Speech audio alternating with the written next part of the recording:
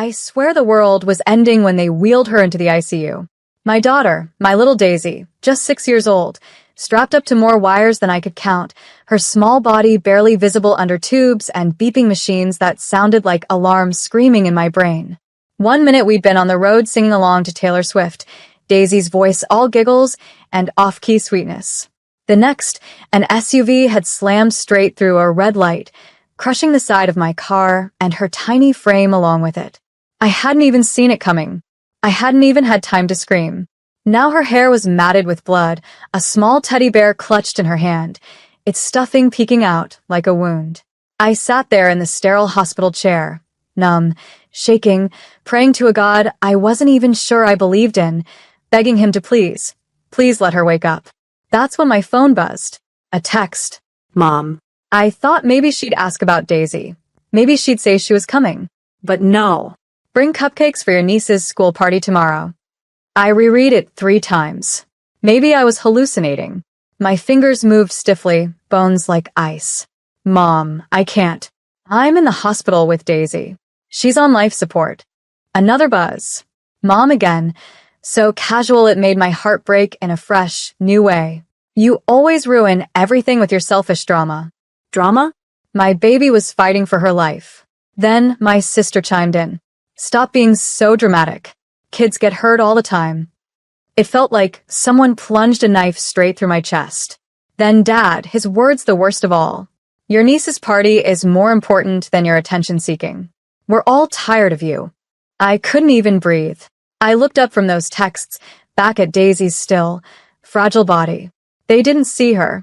They didn't see me. They never had. They only saw what I could do for them, the errands, the emotional sponge, the second-hand mother to everyone's kids. My phone buzzed again, but before I could read it, the door to Daisy's room opened. The doctor stepped in, face solemn, voice grave. Your mom, he began. My world, already falling apart, somehow found a new way to break.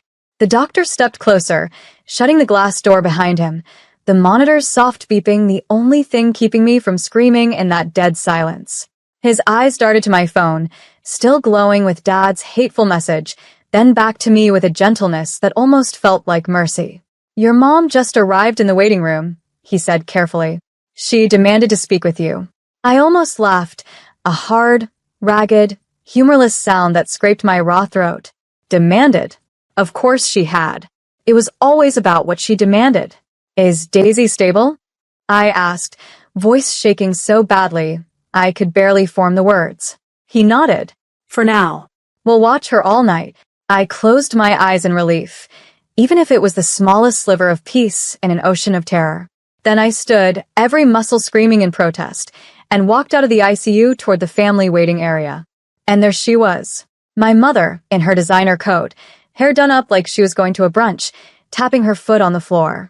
No tears, no fear, nothing in her face but a pinched impatience, like I'd been late to a PTA meeting. When she saw me, her mouth twisted, that familiar disgust I'd grown up learning to recognize. There you are, she snapped. Did you hear what I texted you? I was so stunned I couldn't even answer. The world felt off balance, the floor tilting beneath me. Mom, I finally whispered, Daisy is on life support. She might die. She didn't even flinch, didn't even blink. And your niece has a class party tomorrow. She shot back, her tone scolding like I'd forgotten to do my chores. If you don't show up with those cupcakes, you will humiliate this family. I swear something in me broke right then. Something fragile and stupid and loyal that had kept me tethered to them all these years. Before I could speak, my sister stepped around the corner, arms crossed, rolling her eyes like a bored teenager. God, can you not make everything about you for once? She spat. Kids get banged up every day. Daisy will be fine. But what about Madison's party? You promised you'd help. I looked between the two of them, my mother and my sister, these women who should have been my family, my protectors, my support. All they saw was a free babysitter who'd failed their perfect script. And in that moment, everything changed for me. Because as much as I was terrified to lose Daisy, I realized I had already lost them. And maybe that was the best thing that could have happened. My hands were shaking so hard I had to grip the chair beside me to stay upright. They stood there, my mother, her lips pressed into a thin line of scorn, and my sister, checking her phone as if this was the most boring argument in the world, and I felt something inside me turn to stone. You want me to bake cupcakes? I repeated slowly, while my daughter is fighting for her life. Mom's jaw twitched, a tiny flicker of annoyance, the only crack in her perfectly put-together armor. Daisy will be fine, she snapped. You always exaggerate these things. You love the drama. Madison's party is important. She deserves a normal day. Normal. As if Daisy nearly dying was a slight inconvenience. As if her granddaughter, lying unconscious with tubes down her throat, was just some minor annoyance in their social schedule. Mom, I said, voice so low it barely scraped past my lips. I am not bringing cupcakes. I am not leaving this hospital. My sister scoffed, loud enough that heads turned from across the waiting area. There you go again, making everything about you. Why can't you just help? You're so selfish. Selfish. That word crashed through me, like glass shattering against my ribs. I had been their everything since I was old enough to walk. Babysitter. Peacekeeper. Backup mom to everyone's kids. Free therapist to everyone's meltdowns. And now, even with my own baby clinging to life, they still saw me as nothing more than the help. No. I'm done, I said, hearing the finality in my own voice. I'm done. Mom's eyes went wide, like a child being denied a toy for the first time in her life. What does that mean? She hissed. I looked her right in the eye, a calm settling into my bones. It means I'm not your convenience anymore. I'm not your stand-in mother, or your maid, or your bank. I'm Daisy's mom, and she comes first. Mom's lips trembled, fury boiling up behind her eyes. After everything we've done for you, this is how you repay us? I laughed then, raw and hollow. Everything you've done for me? Like a slideshow, my mind flashed with every time they left me to fend for myself. Every time they dumped their kids on me. Every time they told me I was worthless unless I was of use to them. You have done nothing for me, I said, and you will never use me again. And before they could spit more poison at me, I turned and walked back into Daisy's room, letting the door swing shut behind me with the finality of 1,000 slammed doors. I chose my daughter. I chose me. And I had no regrets. The beeping of Daisy's monitors was steady, like a heartbeat I was borrowing to keep myself grounded. I stepped back to her bedside, trying to steady my hands as I brushed a loose wisp of hair away from her forehead. Her skin was so pale, it barely looked real. I pulled the tiny teddy bear from where it had slipped under the blankets, tucking it back into her arm. My mind wouldn't stop replaying their words. Selfish. Drama queen. Ruining everything. No. I looked down at Daisy, this perfect little girl who had done nothing wrong except trust me to protect her, and I knew exactly what I was fighting for. Her. And myself. I sank into the plastic chair, breathing slowly, as a nurse stepped in to check Daisy's lines. The nurse, a soft-spoken woman named Nia, touched my shoulder with real compassion, the kind of care I'd begged for my whole life but never found in my own family. She's holding steady, Nia said gently. We're giving her everything we can. I nodded, blinking back tears. Thank you, I whispered. She hesitated, as if she wanted to say more, then leaned in closer. Family is tough, she murmured. I heard part of what was happening outside. Please don't let them shake you. I felt something hot behind my eyes, gratitude so sharp it hurt. Thank you, I repeated, voice cracking. When she left, I sat there alone, breathing in Daisy's soft, rhythmic, machine-assisted breaths. I pulled out my phone and scrolled through their messages again. Your sister is devastated you won't help. You're so cruel. Madison's teacher already asked if you're bringing the cupcakes. Cupcakes. Like sugar and sprinkles could ever outweigh a child fighting to live. I closed my eyes and made a choice right there that I should have made years ago. I blocked their numbers. Every single one. Dad. Mom. My sister. One by one, their digital chains disappeared. For the first time in my life, their constant, buzzing expectations went quiet. Daisy let out the tiniest sigh in her sleep, and it felt like a miracle, like the world giving me a sign. I reached for her tiny hand, careful of the tubes. I'm here, I whispered. I will always be here for you. And only you. That was all that mattered. That was all that would ever matter. Because they might have lost me forever, but my daughter would never have to question that I chose her, no matter what. The night stretched on in that endless, fluorescent-lit haze only hospitals seem to know. I barely moved, eyes fixed on Daisy's chest rising and falling with the ventilator, each precious breath a prayer. Around 3 a.m., I stood to stretch, my spine aching, mind raw from hours replaying every second of the accident, every panicked text from my so-called family. But when I checked my phone, it was blissfully silent.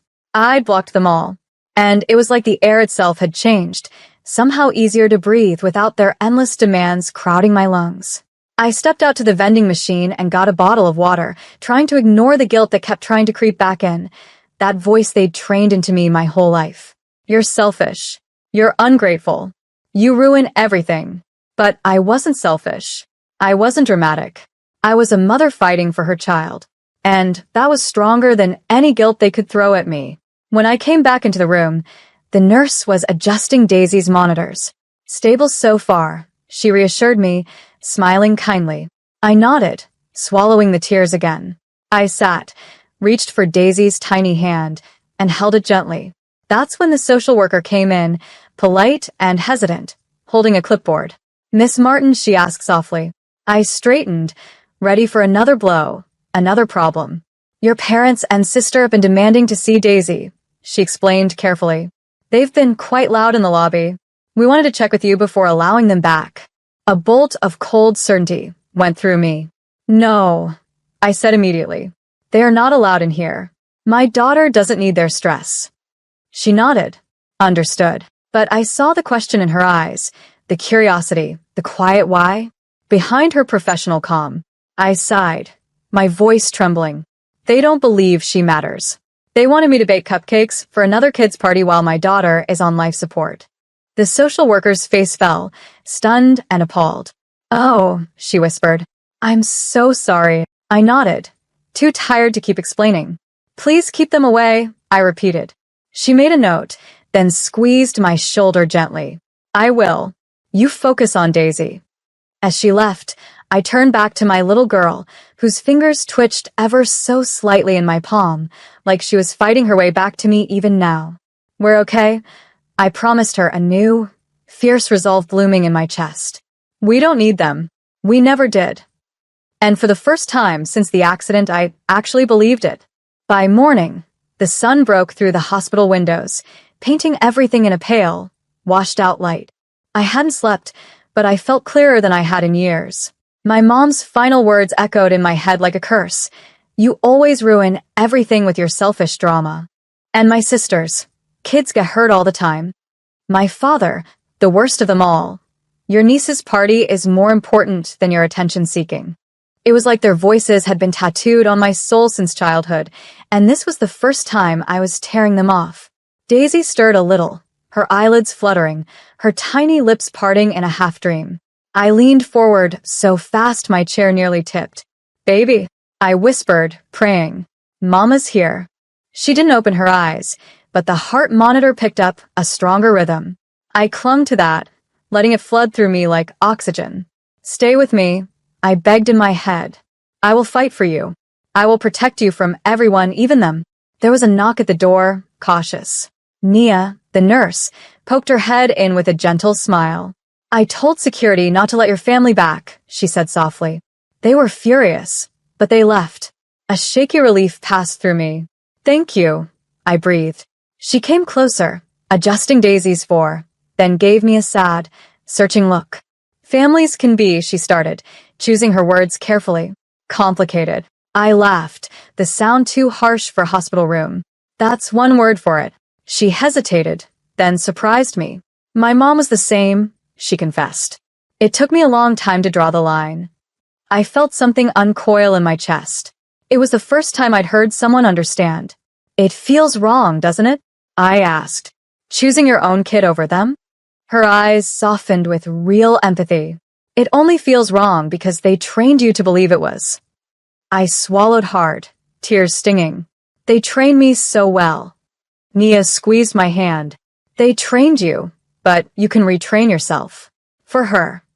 I looked at Daisy, her tiny face finally peaceful, the machines keeping time for her heart. For her. Yes.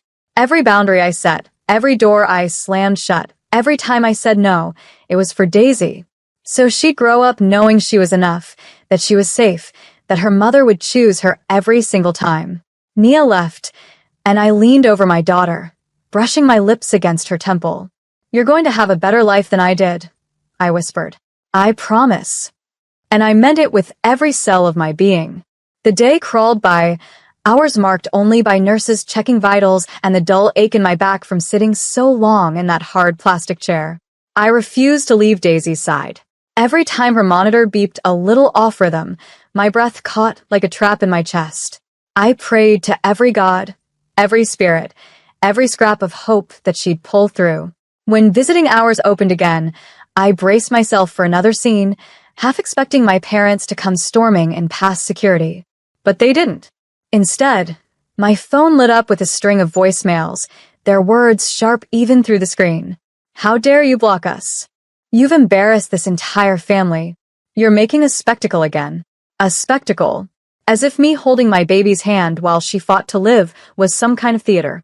I scrolled through each message, numb. It felt almost like reading a script I'd heard 1,000 times, the same recycled insults dressed up in new panic. And with every line, I felt stronger. Because they no longer had a hold on me. I could choose Daisy over them, and no one could stop me. The doctor came in mid-afternoon, a soft knock before he entered. His face was careful, professional, but there was a glimmer of something gentler in his eyes this time. "Ms. Martin," he said, "Daisy is showing signs of breathing on her own. We may be able to start weaning her off the ventilator tonight." My knees nearly buckled. She's getting better?" I choked. He nodded, with the faintest hint of a smile. "She's a fighter, your daughter." I sank back into my chair, sobbing, but they were tears of relief this time, not terror. I leaned forward, resting my forehead against Daisy's tiny shoulder, and let the tears soak into the blanket. "You're so strong," I whispered. "I'm so proud of you." She was teaching me what strength really looked like, what surviving meant. Not bending, not apologizing for existing, not performing someone else's script. Living, breathing, fighting back. As the doctor left, I caught a glimpse of myself in the reflection of the window. My face was tired, drawn, but I saw a spark I hadn't recognized in years. A woman who would burn the entire world down to protect her child. And I would. No matter how many voicemails they left. No matter what lies they spread about me. No matter who tried to tell me I was wrong. They could keep their parties and their polite facades. I would keep Daisy. I would keep my peace. And I wouldn't trade that for all the cupcakes and fake apologies in the universe. Night fell again, casting long blue shadows across the hospital floor. Daisy's breathing had grown stronger, the ventilator's settings lowered, her own small lungs taking on more of the work. The nurse explained it to me gently, a hopeful note in her voice. "She's fighting her way back," she said, adjusting Daisy's oxygen line with the same tenderness I wished my family had ever shown me. I nodded, voice gone from crying so many tears, my shoulders finally letting go of some of their tension. Because this was all that mattered. I took Daisy's tiny hand in mine and thought back over everything. Every birthday they'd overshadowed. Every time they called me dramatic for showing emotion. Every time they demanded I parent their children while they lived their picture-perfect lives. Every time I'd sacrificed a piece of myself to keep their fragile illusions intact. No more. The messages still came, though less frequently now, each one a final claw at my resolve. "We'll never forgive you. You chose wrong. You've abandoned us." But they were wrong. I hadn't abandoned anyone. I had chosen the only person who ever truly needed me, who loved me without strings, without expectation. I chose Daisy. The nurse stepped in quietly, lowering the lights for the night. "You should rest," she urged kindly. "We'll watch her. She's stable." But I shook my head, refusing to leave. I'd spent too many years stepping away from the people who needed me, trying to please the ones who never would. "I'll stay," I told her. "She'll see me here if she wakes up." The nurse smiled, something like respect shining in her eyes. "Then we'll bring you a pillow," she offered. When she left, I curled up in the chair, Daisy's hand still in mine. Our fingers tangled like roots growing back together after being torn apart. My phone sat silent on the table, notifications turned off, the world beyond this room distant and unimportant. In the morning, Daisy's eyes fluttered open, bleary but bright, fighting her way to me with a tiny, hoarse voice. "Mama?" My heart shattered and healed all in one breath. "I'm here," I whispered, leaning in, tears blurring everything. "Mama's right here." And I would be for every day of her life, because I had finally chosen what mattered. I had finally chosen us. And no one, not Mom, not Dad, not my sister, not the weight of their twisted expectations, could ever take that away again. I kissed Daisy's forehead, breathing in the sweet, fragile, alive smell of her. This was what I'd fought for. This was why I'd burned every bridge and slammed every door. It wasn't selfish. It wasn't drama. It was love. Real love. And for the first time in my life, I felt free.